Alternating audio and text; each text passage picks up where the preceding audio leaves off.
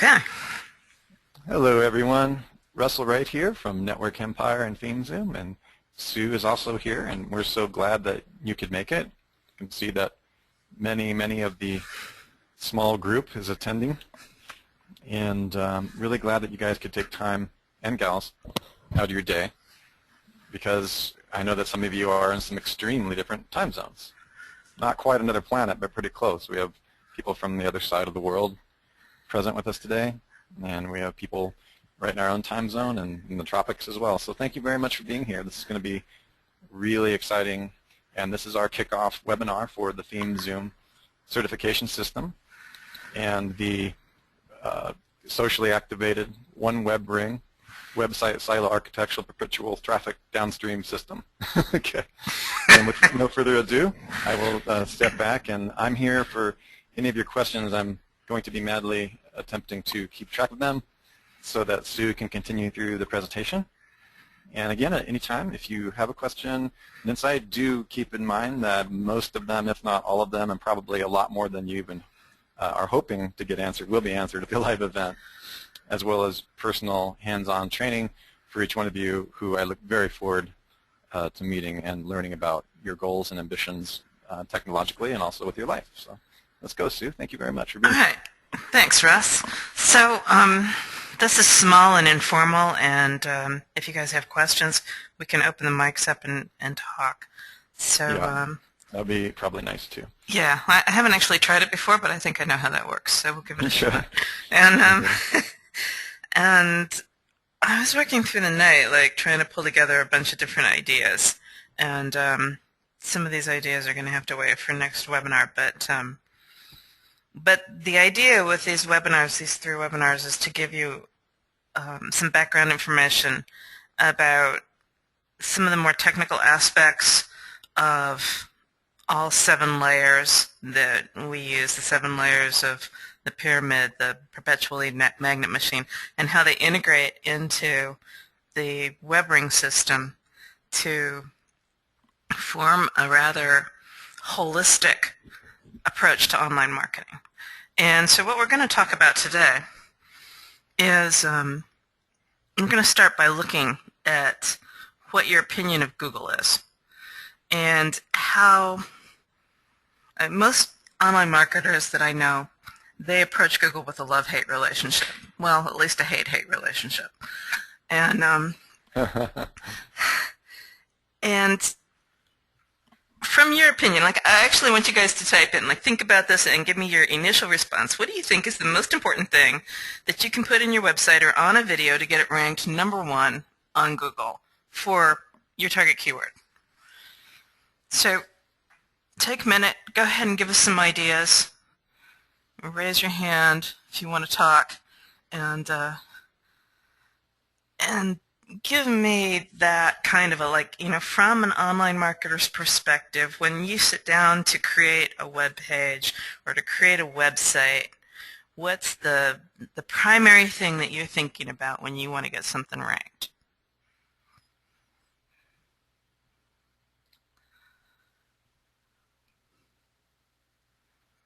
Okay, so we have, can I use people's first names? How do you want to go about this? Yeah, go for it. Yeah. Okay, I'm hoping everybody is cool with me using first names. If not, just take me aside. They're going to meet each other here in a couple of days. Well, I know, anyway. but you never know. We might have some, we do have some pretty high profile. Okay, Katerina says relevant content is one of her. Okay. Okay. Some more answers here. I'm trying to get on my screen here. Still setting Well, this up. is good. Steve said, yeah. Yeah, they're both coming for content. Okay. Which I think is the typical answer. Okay, good. So let's look at it from Google's perspective for a second. Whoops, I can't do it that way. Let's try this. Take a second and put yourself in Larry's Page's shoes. Russ was just telling me their stock went up this morning. Yeah, a lot. How does Google make its money? You guys go ahead and chime in answers. Right? Google makes most of its money Yeah, pay-per-click, search. Yeah, with the ads that people click on the SERPs page, right? Monetization. Yeah. So we have some good answers, Right. obviously. So what's the motivation behind why Google would rank a site or a video on the first page? Right? If their goal is to get people to use their search engine so that they have a higher chance of clicking on their ad, then look at what it is that Google's going to want to rank so that people are inclined to use their search engine. Does that make sense? So if you've got yourself in Larry's shoes and you actually want to encourage people to use your search engine, that means that what they find when they do a search, and very few people go past the first page, right? Very few people go past the top 3 results. So what they're looking to find in those top 3 results is the answer to their question. So, and that's where Steve said, good quality content, the answer to clients' why. It's the answer to people's questions when they're doing the search, their Google search, right? And so if you knew that this is your goal, this is actually your goal, to be the most appropriate response to somebody's query for a particular keyword, how would that change what you put on your website or in your video? Right? If you start to put yourself in Google's shoes, if instead of looking at them as the enemy, you start to try to figure out what is in somebody's head when they're looking for a particular keyword and answer that question, then Google's going to reward you for putting you higher up in the search engine.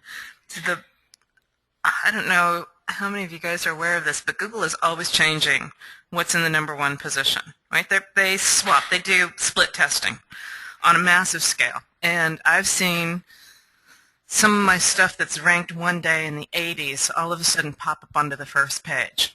Maybe for a couple hours, maybe for a day, maybe for a couple of days. It depends on how many clicks they get and how long they actually stay on that page. If they go immediately back to the SERPs, then Google goes, wow, that wasn't the answer to their question.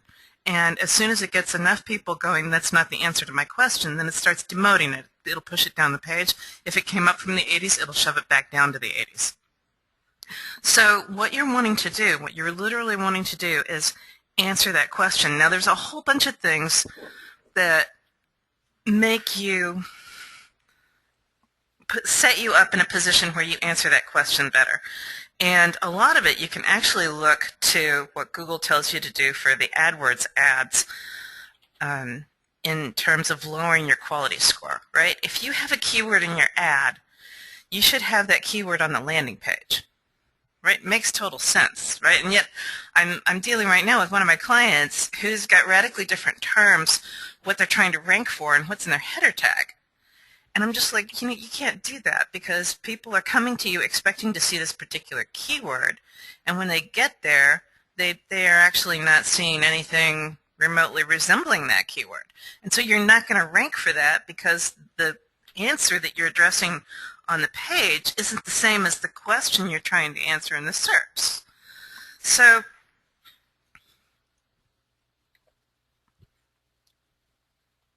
the one thing that you want to keep in mind with everything you do when it comes to your ranking strategy is a good traffic strategy is the same thing as a good ranking strategy. So in other words, if you're looking to get traffic, if instead of your primary motivation being trying to rank, it's trying to get traffic, then it actually changes the position in which you sit. So and this was your guys' response at the beginning, right? Relevant content, good quality content. That's exactly right, because if you've got good content, if your content's relevant to the keywords that you're trying to rank for, then you've got that whole congruency thing going on from the search engine or from wherever it is that you're promoting your stuff using those keywords to actually being that when you land there on those pages. And in addition to that, if what it is that you're trying to do is drive traffic, if what it is that you're trying to engage your audience, then engaging your audience, whether it's in social media or whether it's in the search engine, is going to result in the same thing. You're going to get people who are on your site because it's relevant to the concepts that they were looking for. They'll be more inclined to stay on your site and more inclined to buy from you because you're answering those questions. Any comments at this point? Okay. No, I think we can move on. Everybody gets that. All right. So take a swig of coffee. We're going to head off into some analytics here.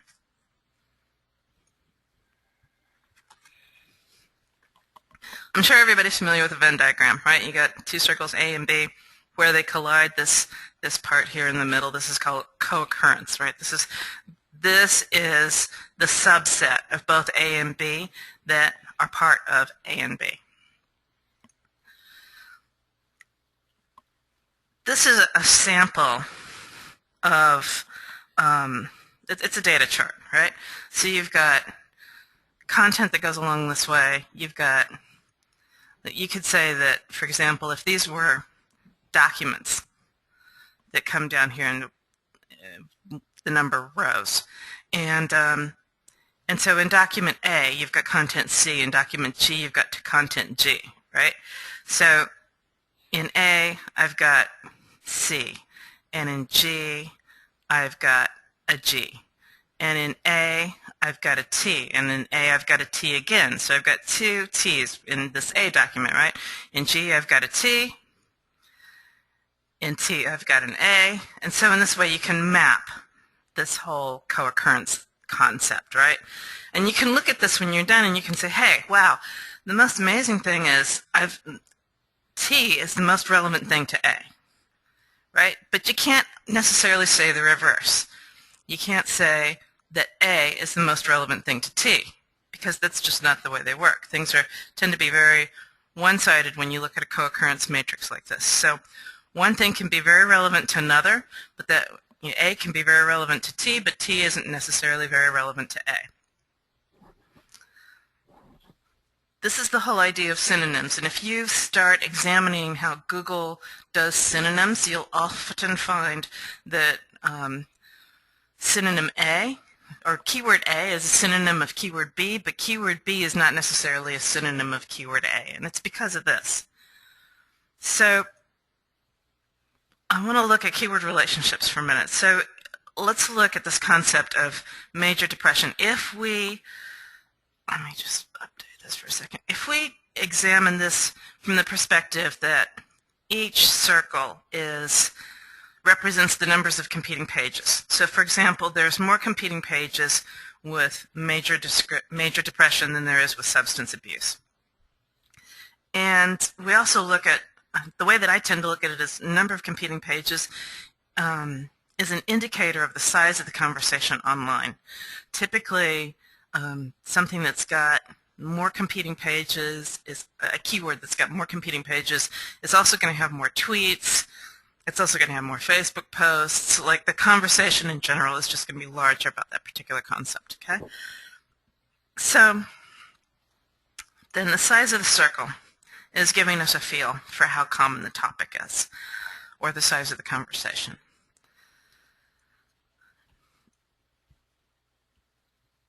In this particular case, according to this particular diagram, chronic pain has a higher co-occurrence, chronic pain right here, which is a fairly small topic. I would consider this a niche, right? Chronic pain and TBI are niches in this diagram. It's got a really high co-occurrence with major depression, a much higher co-occurrence with major depression than it does with anything else. As you can see, all of these pages in chronic pain also contain the word major depression, whereas only this many keywords also contain TBI. So in this particular instance, chronic pain, almost every single instance of chronic pain also talks about major depression. So this this means that major depression is a very important concept to chronic pain.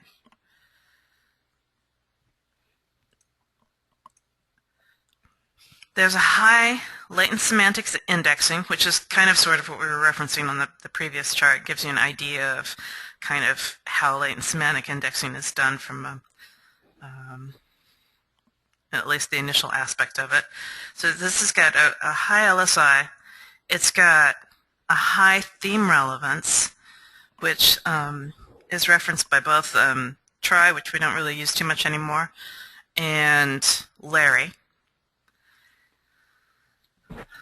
And it's got a high market share. Okay, so market share is kind of the opposite of theme relevance. You can say that because almost all of chronic pain contains major depression, it's going to have a high market share as well as a high theme relevance. However, if we look at it back the other way,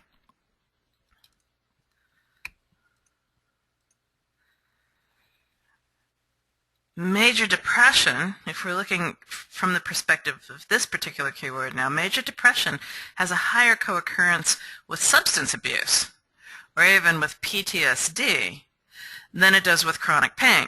And the reason for that is because chronic pain is such a niche, right? It's like, even so you've got like 80-90% of chronic pain that intersects with major depression, just simply because of the size of the conversation. The substance abuse is so much bigger than chronic pain. You've got a larger overlap. You can see by the volume there, it's probably almost twice the amount of pages of substance abuse, or just twice the amount of pages, period, have got substance abuse and major depression than they do chronic pain and major depression. So what this means is that substance abuse has got a higher market share of major depression than chronic pain. So from the perspective of major depression, substance abuse is a more important concept than chronic pain. Everybody still with me so far?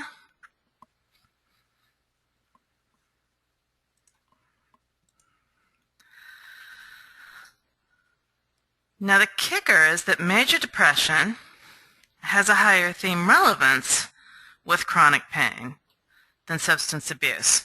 So this is where you see the difference between theme relevance and market share. So when you're looking at something that's market share, you say, hey, wow, this is, and this is in Kraken. Dang, I should have Kraken up. Hang on just a second.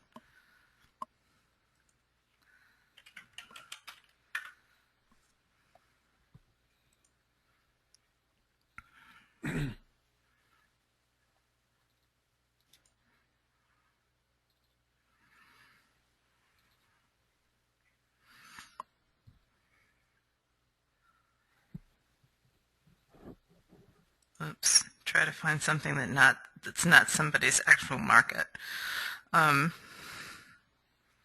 right, so here, when you're looking inside of Kraken, this column here, Cooccurrence, is actually market share. Oh, not a really good example. Shoot.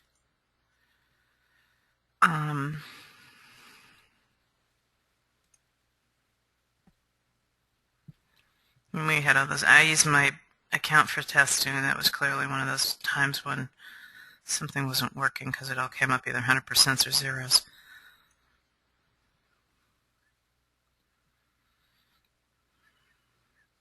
This looks better. All right, so when you're looking at this column, think market share.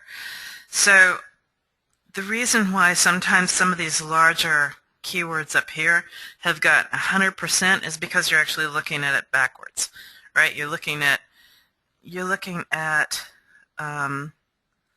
this chronic pain being your keyword, and it's completely absorbed by one of these vertical markets. So obviously, if I'm looking at the term bug out bags, it would just make sense that bags is going to be, everything that contains the word bug out bags is also going to contain the word bags, right? That's just, and the word bug, like that's just the way that it goes. But when you're looking at the word kits, I mean, that's actually kind of an amazing thing. Out of all of the kits, all of the different kinds of kits that you could possibly have, half of them are talking about something about bug out bags, which I actually find hard to believe, but tool doesn't lie, so what can I say? So, No, that's a fact. I can't tell you how many times I've looked at data and I'm like, oh, this is just hard to believe, and I dig in and it's true. So, there's a lot of counterintuitive things like that you find with Kraken. exactly. So then when you look, like, you go, okay, military backpacks. This is fascinating. You've actually got a very small percentage of military backpacks are relevant. There's not too much of a market share of bug out bags that has to do with military backpacks. So in other words, when you're making a bug out bag, sometimes they're going to talk about using a military backpack, but most of the time not. When they're talking about backpacks, they're probably going to be talking about something else, or just backpacks period are not a huge chunk out of the bug out bags. To know that for sure, you'd have to take a look further on down and find out where they're really talking about something that's not so much of a long tail. So the point being, okay, when you look at this, by default, this is sorted by competing pages. So we're sorted by sizes of circles, right? The size of the conversation. So from here on down, these are all circles that are smaller. These are all market segments of bug out bags. And what this tells you is how big that market segment actually is. So in other words, obviously bug out bag is going to be really important to bug out bags because they're synonyms. Let's take something that's a little bit more obscure. Emergency survival kits. Now I imagine that emergency survival kit is probably, well actually you can see, it's like 1/10 the size of competing pages. And so for it to have 3.5%, that means you've got 3.5% of that 106 of this 1.4 million pages is actually emergency survival kits. So it's actually a fair number of these competing pages of emergency survival kits are actually talking about bug out bags. However, just because a lot of this is talking about this doesn't mean that this is particularly important from the market perspective of bug out bags. Now, what Russ and I have found out is that pretty much anything over 1 or 2% is fairly important. So when you get something that's like 10%, bailout bags, bug out lists, those are really important concepts to your parent theme.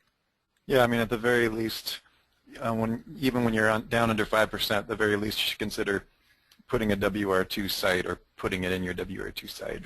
Right. Those words are, yeah, at the very least. Yeah, and so if we come up here and we do show all keywords, the idea behind show all keywords is you're going to see a lot more long tails, you're going to see a lot more tangent concepts, and so that's where you can really start to get into, we can sort by this too, and just take a look at those things that are really obscure, just to kind of give you a better feel.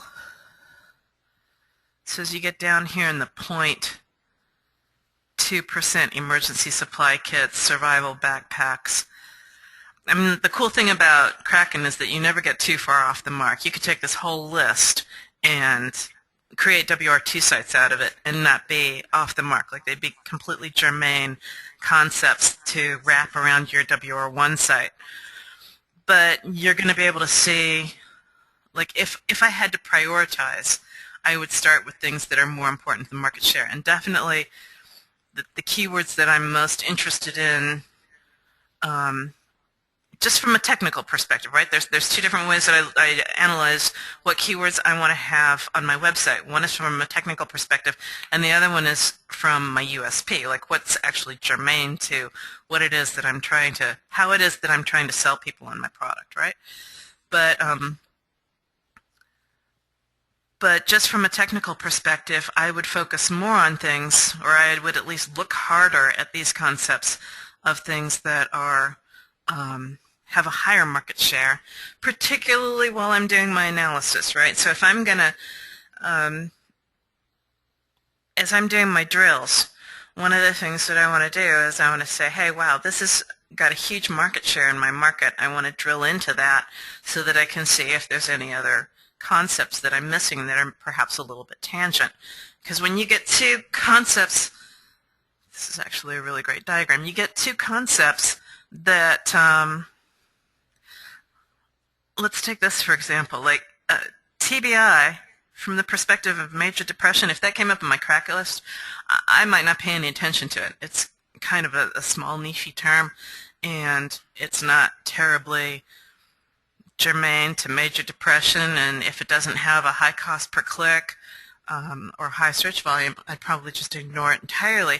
However, chronic pain is really important to major depression, so if I drill into chronic pain, then I might realize that, hey, wow, TBI, because this is a smaller niche, TBI is probably going to pop up on the list a whole lot higher. It's going to be more interesting to me.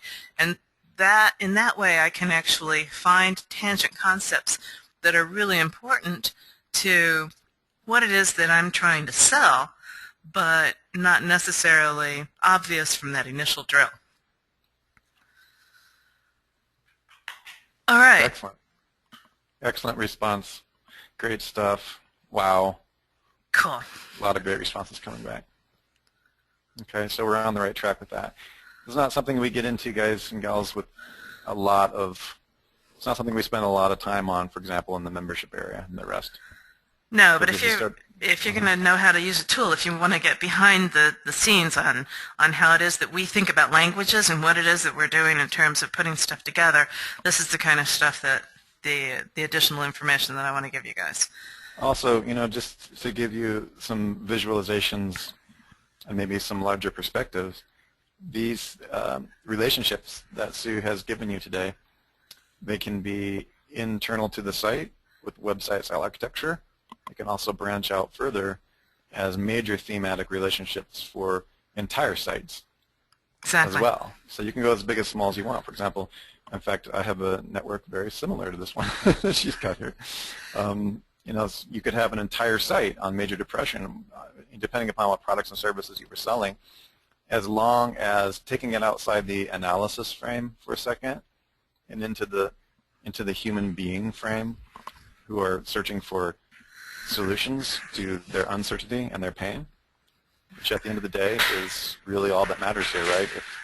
If you have an unexpected or expected solution to a problem, you're going to do well in the search engines by virtue of the split testing in the hierarchy in the top level page, right? Top on the home page. But the more important thing to remember is, at the end of the day, what percentage of people who are dealing with major depression or dealing with a family member's major depression know or think or are interested in that relationship to substance abuse. In other words, you know, sometimes you do have to put some human experiences and just do some thought experiments about how your market is behaving and what kind of pain they're in. This is what Sue and I call uncertainty insurance, because that's really, there's really only one fundamental driver in the human psyche, and that is uncertainty. Ultimately, uncertainty about death. Okay, so when you're dealing with that, you're the ultimate marketer, because then these co-occurrents start to make sense when it comes to your, you know, your calls to action, and then you can start split testing those just as well as Google does. Okay. Exactly. All right. Yeah. Cool. Okay, so now we've talked about keyword relationships on kind of a keyword by keyword basis. I want to step these relationships up to the next level, and let's talk a little bit about themes. What is a theme?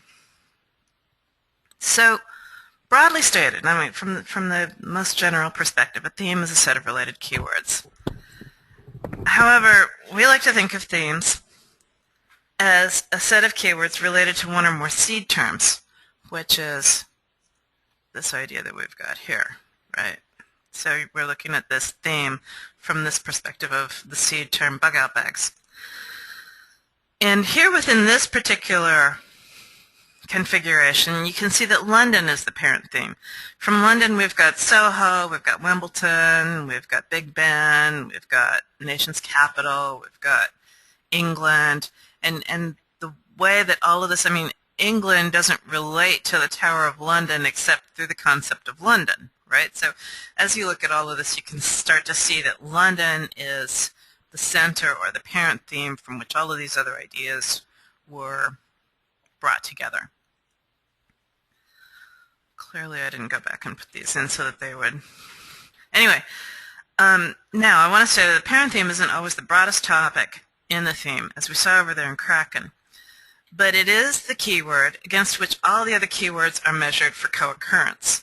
So, as we noticed here, let's come back to competing pages again.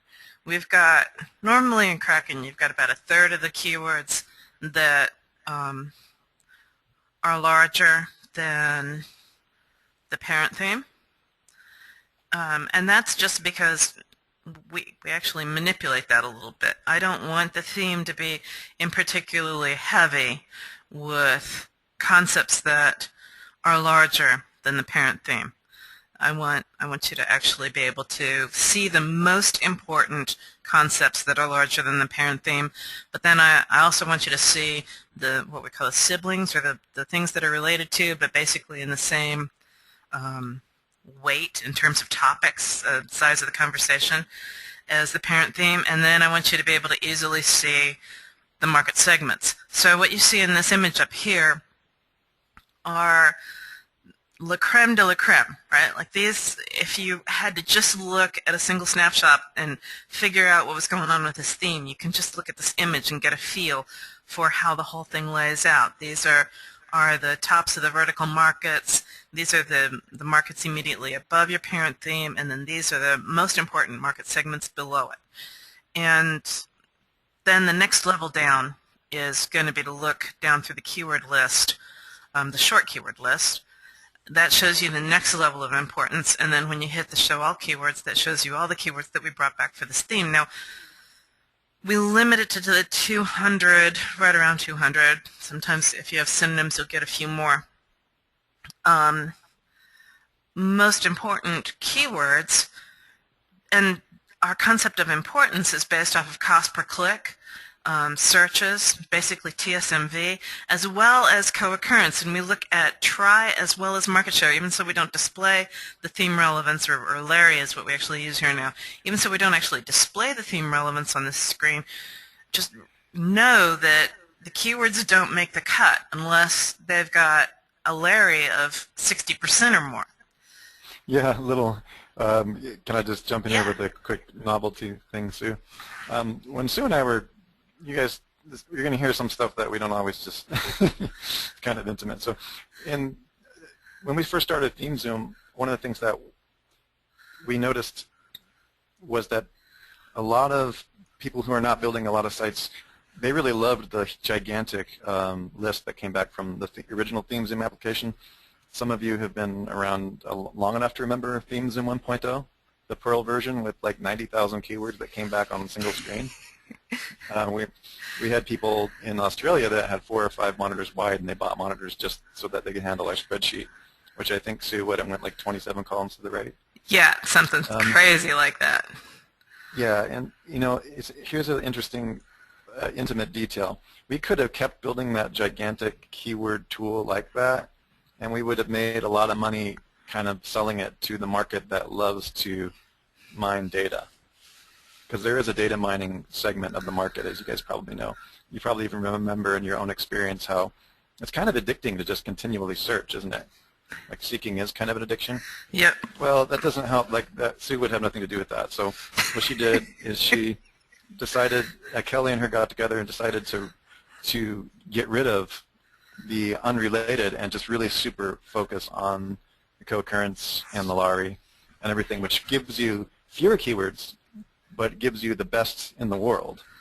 And this is not a small process. And as a marketer, I struggled with how to convey to users that we've literally just ran a massive calculation for 60,000 keywords in Kraken.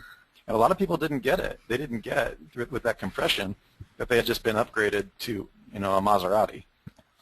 Exactly. So the challenge, the intimate detail here is that the challenge is in conveying to you, the user, how much information just got compressed with that, interesting keyword list on Kraken from the ThemeZoom days. So, a little side story for you.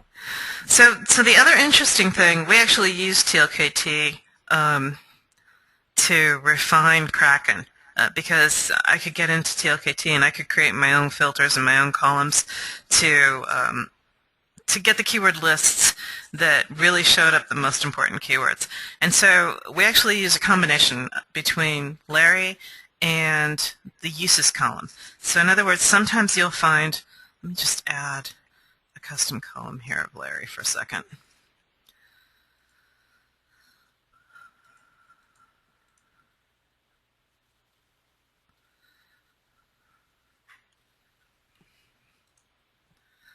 Okay, and let me sort by uses. So you'll often find here like a uses that's more than one, but where the Larry is actually a lot lower. And so we use a combination, like survival probably, that'd be kind of a one of those keywords that would fall on the cusp. Because it's a lot broader, and do we really want to use survival as we only want to have maybe a half a dozen keywords that are broader than the parent theme, and the Larry's kind of tangent for that particular concept. But then when you look here, the 5 of the competitors in the top 50 or something like that actually use survival on their website. Then we go, hey, wow, survival's a lot more important than the Larry might lead us to believe. So the things that make the cut and Kraken are actually a combination between Larry and uses, so that you're getting a feel for what your competitors are actually feeling are important, as well as the co-occurrence in the conversations. So, and we found that this actually, we had guys looking at the old TZ3 where they were sorting through hundreds of keywords versus coming back here and sorting through the 20 keywords. And what guys were telling me was that the important keywords were actually popping off the page because they didn't have as many keywords to look through. So that was actually our goal, so that you could actually see into the market a whole lot easier than what you could when you're trying to manually go through hundreds of thousands of keywords. So, right, yeah, if you actually spend all the time that you would normally spend sorting, building pages on these precise terms, you would take over the market essentially. Exactly. So just to get sidetracked a little bit further here, what Matt and I have been working on is a methodology of an automation drill, market analysis drill for you guys, so that you can actually just put in the seed term and it'll go through and do about 20 drills on the top of the top of, starting with that initial drill. It's going to sort by TSMV and sort by searches and sort by cost per click and take the top terms that, not these tops of the vertical market concepts, but actually the mid-sized type terms as well as the market segments, and drill into those, so that from a single term you'll end up with about 20 drills that should represent your market fairly quickly, and you can just pop that in and let it go, walk away, come back. I think we figured out it takes 2 to 3 hours to do all those drills. You come back 2 to 3 hours later and you can look at these themes, and you'll be able to follow the money. And we'll get into a little bit later, probably on a different webinar, exactly how you can use Kraken to follow the money. But that's going to be available for the certification guys, just so that you got an idea of what's coming down the pike, because I know you guys need to analyze markets quickly and efficiently. So, back from the huge deviation that we took. So what is a theme? We're looking at London as being a parent theme, and we're looking at the idea that, that was one other thing I wanted to show you. Over here, if I sort this by Google competing pages, you'll see that we're here on Kraken.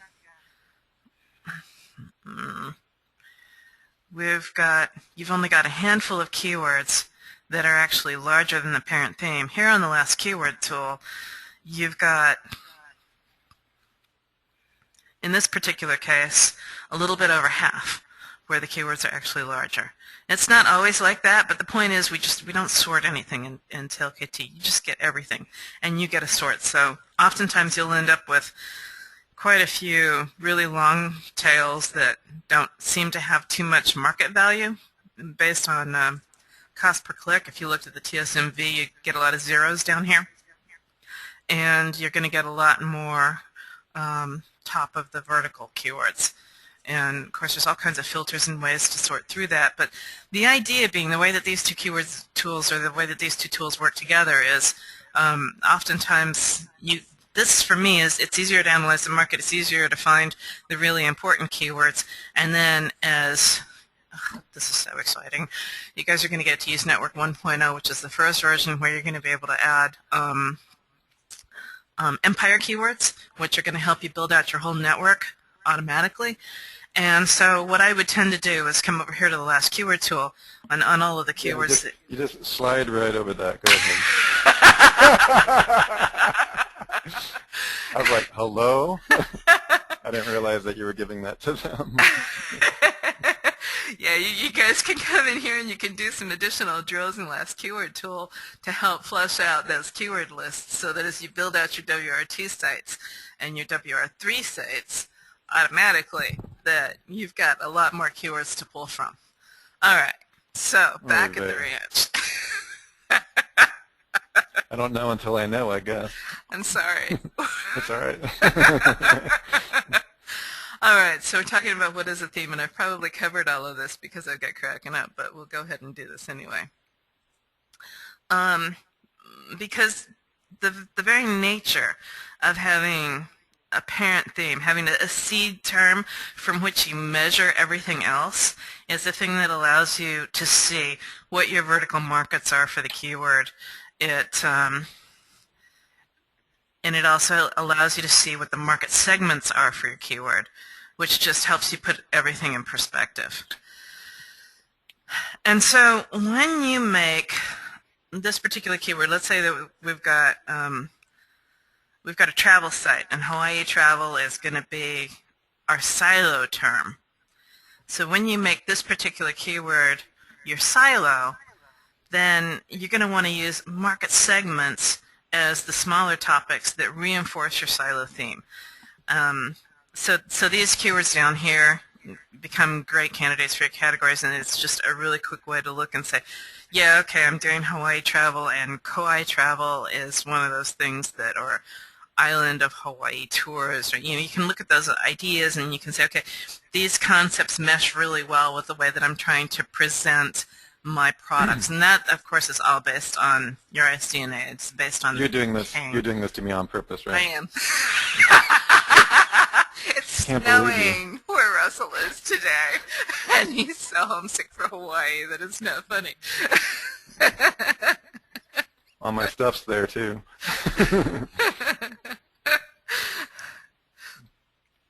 All right. So let's look for a moment at why silo structures work. Get your typical sort of kind of, it looks more like an octopus than a website, but that's beside the point. I want to use an e-commerce site because e-commerce site's just something easy everybody can wrap their heads around. You guys all use Amazon all the time, so you've got your homepage, you've got a category like boys clothing, and then under boys clothing you've got shirts and shoes and socks and all the things that boys wear, right? So that's just kind of a natural way to think about everything. Whether or not you're aware of it, we categorize everything this way. Whether you're doing filing systems, you have a drawer for 2011, you got a drawer for 2012, and then inside 2012 you've got all of the stuff that happened this year, and you organize that by file folders, and then within those file folders you have the individual pieces of paper. So this is just the natural way that our brains work in terms of phyllotaxis, where you start with broad topics and you work your way down to the more specific concepts. But the thing that's key about a silo structure, I'm probably like way over talking my slides. Hang on a second. Yeah, you got your broadest topics, smallest topics. Okay, the thing that's cool about a silo structure is that when you're here on this page, the other pages that you can see, the pages that are linked to from this particular category page, are your product pages. In other words, those concepts that support this, when we were over on that other slide, they would be the market segments of this particular market.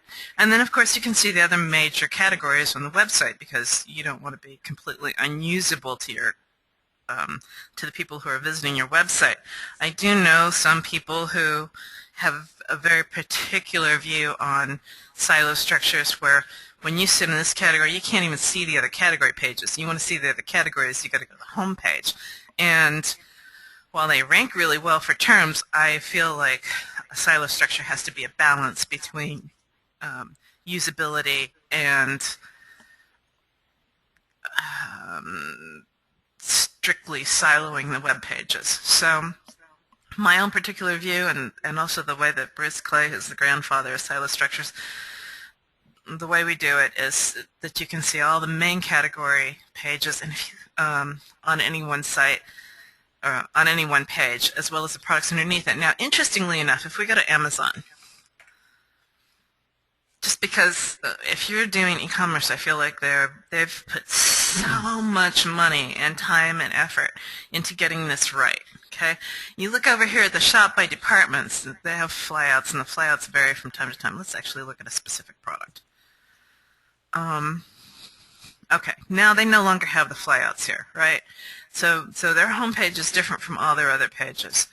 And what you've got right here are other subcategories within this category. So we're basically in outdoor garden type concept when we're looking at fly and insect control. And so you can see other,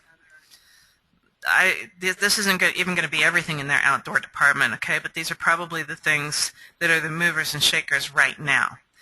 And then if you want to shop by department, you actually have to go, and even here they've only got their most popular categories, and if you want to see their full store directory, you go here.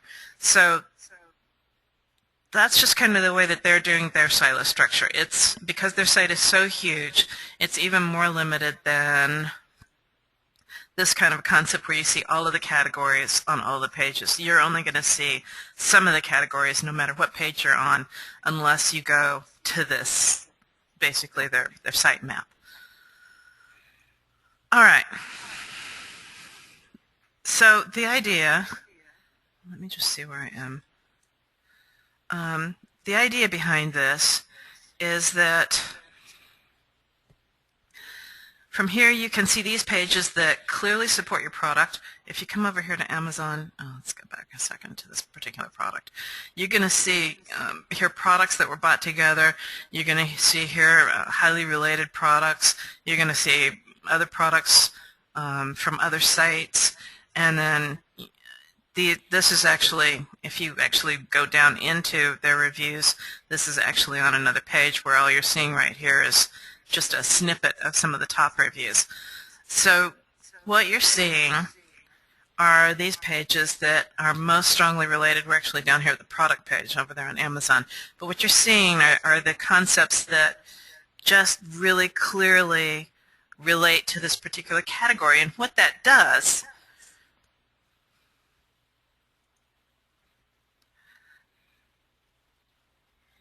by taking away these other pages that are under these other categories, it makes it really clear to the search engine what it is that you're talking about. So the idea is when you clearly establish the theme of a particular page on your website, you don't need as many inbound links to establish the concept of that page, the theme of that page, with inbound links. So that's why we say that you can rank for your keywords with up to 90% fewer links than your competitors, because if your competitors have got every single page linked to every single page, then they've bled their theme. There's no obvious relevance. There's no obvious theme on any one page except for the actual on-theme factors, which, you know, are your H1 tag, what's the name of the images, what's the keyword density on the page. Those are the only things that Google can use to determine what the theme of that page is.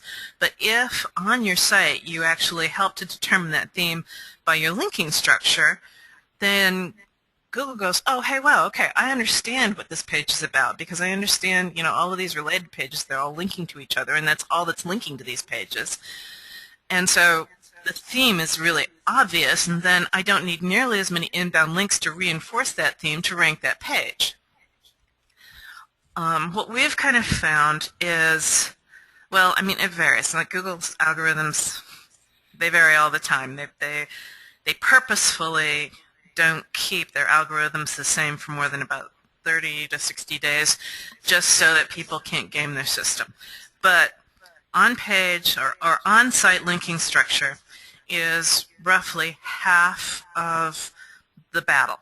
So in other words, if you have enough pages underneath your category page, you can establish that on-site theme, you can establish that on-page theme and require only about 50% of the inbound links that you would otherwise need. So you can cut it down easily by 50% of versus if you everything linked to everything and you had to establish everything from offsite, you'd need at least twice as many inbound links. At least twice as many inbound links. It depends on how competitive the theme is. And there are other considerations as well, like how well have you done, how good a job have you done with your on-site, on-page SEO factors and that sort of thing. But that's why in Domain Web Studio, why didn't I have all these things open? In Domain Web Studio on the keyword decision screen, we've got two different columns. We've got the supporting articles that you need on site, and we've got the inbound links. And those two things are related. Let's just find something here. Something with some keyword ideas. Oops. Not what I want.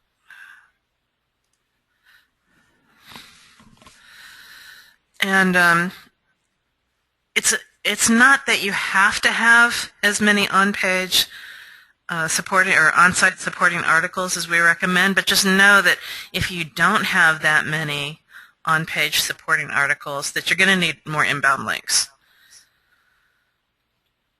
Screen share always makes this slow down so bad.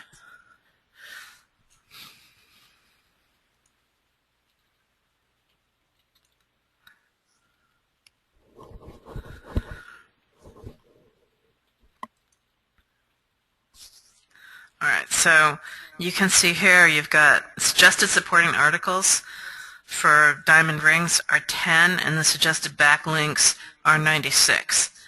Now, what we've tried to do is find a happy medium where you're not ending up writing so much content on your site that your writers want to shoot you, and you're not having to do so many inbound links that ends up getting really expensive too. So we've tried to find that happy medium.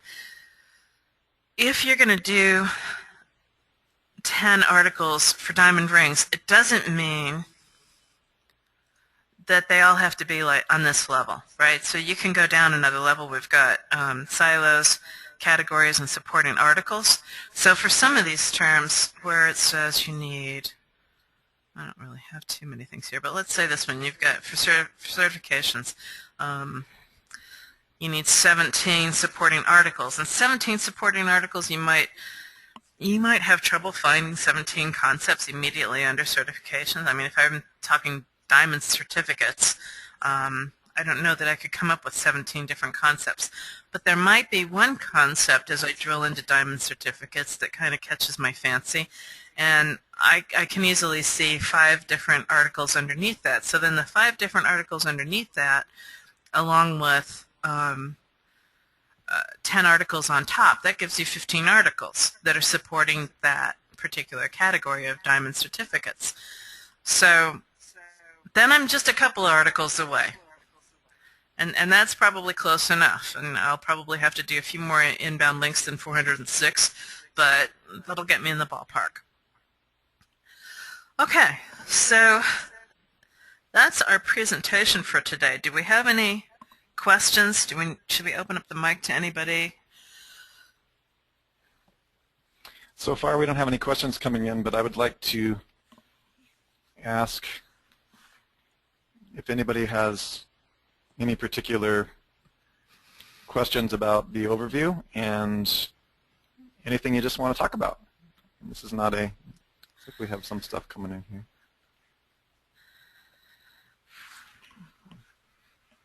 It's a shy group. Decaffeinated. Yeah, I know we're dealing with different time zones as well. I also. So this has been a great overview on, yeah, if we could just at some point maybe cover that overview, the one web ring system. What I like to do, and Sue and I talked about this morning, is I like to continually remind myself and everybody coming to this event what it is that we're actually building. And I like to either go to the one web ring flash animation or Sue's original chart, which you can see actually that pop out inside this presentation here as her original design that we created. I think, when did we do that, Sue? It was like 2 years ago. A couple years ago, yeah. 2 years ago. Because, I mean, we've been working on this for several years, but we just realized we had to start diagramming it out. And this is just a reminder that all of those keywords can be both website-based or they can be what we call, I think you started calling them epic keywords. So you can cast this gigantic net with every keyword term in your industry. What is interesting, and you'll find out as we start to do this in the course and the live event, is that there is a limit to the profitable keywords in the market. This is something that I had a hard time getting my head around. Sue taught me that. Just like I had a hard time getting my head around the idea that there's really only 1,000 positions on the search engines, and most of those are redundant, so you're competing against like 40 people most of the time, or less. These are the things that we're going to talk about. But the point being that the one web ring system, the perpetual downstream socially activated, whatever content you're using in the one web ring system, whether it's curated content, press release, ground zero is the creation of your WR1 site. That's the WR1. And we're going to show you how to automate this whole thing, where it can be automated, to optimize it, where it can be optimized, And all of the keywords actually are only the first step. Some of you might have even had the experience with your own staff or maybe with your own life where you spend an inordinate amount of time focusing on what keywords you should be using rather than actually building pages and driving tons of traffic. Okay, so that's what this little overview is a reminder. To show you that the keyword principles that Sue has revealed today are true on every part of your web ring. It does get a little complex when integrating that, but once you know the essential principles, co-occurrence, market share, overlaps, how the markets are related to each other, it gets really cool when you start putting that in the realm of human beings, right? Yep. Because those keywords, like every keyword that she revealed in this overall pattern, in my mind as a marketer, a neuromarketer, my job at that point is to turn them into compelling videos that speak to one or two very specific pains in that market cluster. For example, that cluster of words that she revealed, I think it was in slide 5 or 6 early on, with all the health benefits, depression, these types of things. At the end of the day, when you become congruent with whatever product it is that you're selling, you'll find that there really is one, maybe two, key uncertainties with almost like a magic phrase, what Sue and I call a one-line zinger. That whenever you utter that magic phrase, your click-through rate is going to go about 50% up. It's just the way that it is. And that really does simplify things quite a bit. Marvin, do you have audio now? So, audio? No, it's... Okay, he's got audio now. Yeah, okay. All right. So, yeah, there's, we started calling the keywords for your entire network EKDNA. And originally we were calling them EPA keywords, EPA meaning all-encompassing, the over thing of everything. But one of our certification students, when he finally really understood what he was talking about, he's like, oh, those are your empire keywords. Right. And I like that term. Yeah, and you guys can type the word EKDNA into the search engine, and you'll see us right at the top there. That's your definition. It's worth EK-DNA. Make sure that you do put a dash. And just look for the epigenetic chart that Sue created. We're going to be going through each one of these and take something that seems incredibly complex without the right tools and make it amazingly integrative with the tools that we're going to be showing you, so that you've got this amazing process. I mean, I can't tell you how happy I am right now with having spent the time building these tools and also integrating them. I mean, it provides an amazing clarity. So I can look at this chart, and for the couple of networks that I'm involved in, I know what those words are. And so there's a frame of control in which you don't really have in what we call the perpetual seeking, the perpetual keyword searching market. And a lot of you guys are way past that already, but this is the stuff that we really want, to remove completely. Because at this point, you just should be really connecting those words to the feelings and the emotions of the human beings in the market in relationship to those keywords, and then converting them into UWR. Once you're driving all that traffic forward on those rings that we showed earlier, the one web ring system, arrows should literally be just pointing in. It's like you're casting this giant net. Yeah, and if we, we're creating more diagrams for you that we'll have there. In fact, most of them are created, but like those arrows, the traffic is pointing all to ground zero. Yeah. Like a detonation point. If that traffic's not making it back to the conversion page, then it doesn't matter how many of these EKDNA skills you have. So this is why we have to have a live event for this stuff, because there's just too many things going on.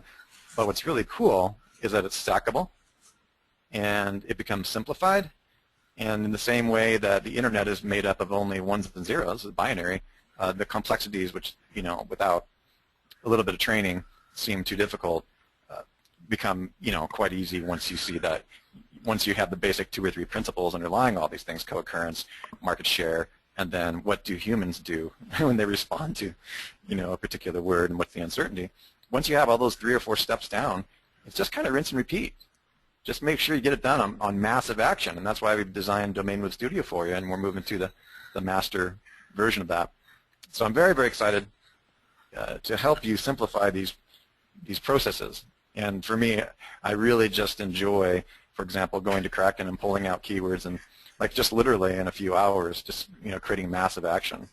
And that's kind of what, not kind of what, you are going to be walking away with those powerful skills. So, all right. Some incredible skills, yeah. Most of the markets that I've drilled into, I come back with about 5,000 keywords that relate to that market, that are actually germane to that market, that would drive conversions for me. And it's been a pain to try and get all of those keywords implemented into a network by hand. And I just don't trust any of the other automated systems that are out there. So I'm really excited that we're finally pulling together our own automated systems. Absolutely. And Sue, I would like to hand out just a little bit of an assignment to everybody here. Just a small one. If you can go back to the EKDNA screen, EKDNA browser. There we go. Stephen, how can, let me answer that question in a moment. I'm not sure I fully understand your question, but Sue, if you can just scroll down and just make the person large. Yeah. My job, one of my jobs at Network Empire Themes In is to constantly put out a reminder, because we've built incredible tools that are perfect for the analyst frame. And I've had to become a better analyst because really, honestly, Sue is a way better analyst when it comes to granular major stuff. I just, when it comes to dealing with thousands upon thousands of keywords, I couldn't do stuff without her.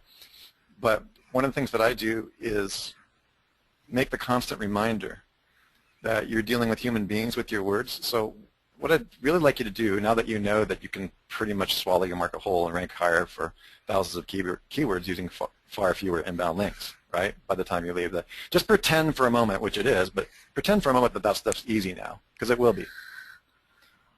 What that leaves as the hardest thing is what pain is really going on with your products. I'd like you to be sure before you arrive at the certification event that you have really thought clearly about your primary product. Now, if you have thousands of products, okay, for this exercise, think of the top 3 most expensive ones. Okay, we'll go to your back end to kind of like this. But I'd like you to write down and engage with the idea, what is the uncertainty or the pain that your product represents? What's going on in the mind of somebody when they type something in the search engine? What kind of pain they're in? What kind of certainty are they looking for you to give them? What kind of results are they expecting, and what kind of uncertainty insurance are they trying to buy? First with the information, and then with the product. Does that make sense, everyone? Yes, okay. I'd like you to really have those when you arrive. We're going to go through more of it on some of the webinars, but again, it's amazing how many people arrive at our events having thought very little about their products or their customers' products or their clients' products, but a whole lot about keywords. Exactly. We don't want that to happen, so we want you to start preparing now. Get yourself a little notebook or your tablet or whatever you're writing on, or your iPhone, to start putting the product and then the pain or the uncertainty that you have experienced, or people have filled out surveys. You know, if you do have surveys, bring them with you. I know some of you have very large stores, and you do customer surveys fairly regularly. Bring the entire thing. Be sure to bring those with you, okay? Great. Cool. So, do you understand Stephen's question, Sue? Yeah, I do. Stephen, ping me on Skype, and I'll get you a...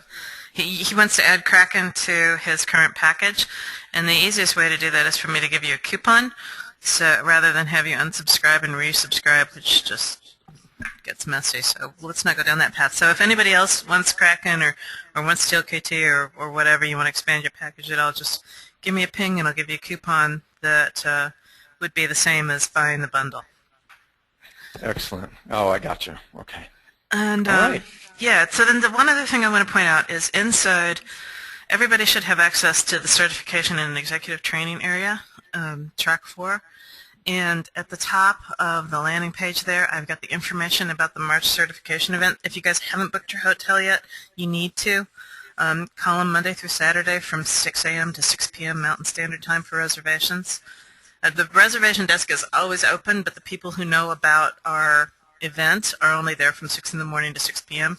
And make sure that you reference the Theme Zoom certification event so that you get the $169 rate per day. Obviously, the webinars, you guys are here, so you already know about that. I need everybody's physical address so that I can send you guys some goodies. Yes. Yeah, so I'll ping you an email, but if you can get me that information, either send it to me over Skype or in an email, that would be great. And I think we're good. We got any questions or anything else that we need to cover today? No, looks like we're good. All right. We'll be back next week, same bat time, same bat place, and cover... Oh, here's a quick... Okay. Sorry, Sue, go ahead. There's Sure. a new question came up. When will the replay of the webinar... Oh, okay. Soon. I'll be uploading it pretty much straight away. Yeah, we should have it up in a couple of hours. Yeah. Cool. You're welcome, Stephen. Thank you. Thanks, everyone. All right. Thanks, everybody. Thanks, Wilhelm. Yep, thanks. All right, bye, guys. Ciao.